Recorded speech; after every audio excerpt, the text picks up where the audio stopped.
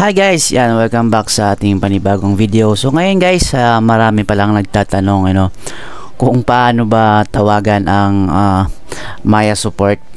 So kasi lalong-lalo na ngayon ginagamit natin cellphone is kadamihan na kasi touchscreen na So ang gagawin nyo lang guys para matawagan natin ang Maya support sa asterisk 788 using smart number. So free siya, wala siyang charge.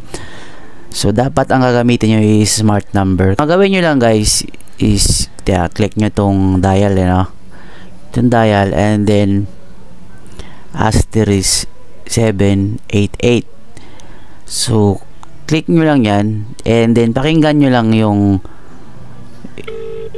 boses na lumalabas. So wait nyo lang to guys, wait nyo lang.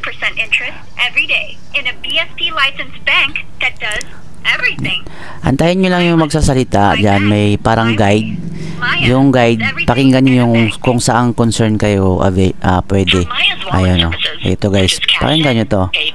Buy load, pay with QR, online shopping, crypto, and more. Press 1. Ayan. So pag press 1 kayo yung concern ninyo, punta lang kayo sa keypad ninyo and then i-type nyo yung 1. Ganun lang. I-click nyo lang yung 1, then pakikinggan nyo ulit yung panibagong guide. Tapos halimbawa, tuloy-tuloy na yun, basta i-type nyo lang yung number na kung ano yung need, kung saan concern kayo pwede pumunta, kung saan concern kayo belong. So ganun lang, pagkatapos ng yung press na yun, press 1 or press 2, press 1, press 2, ganun lang naman, maya ida-direct na kayo sa agent nila.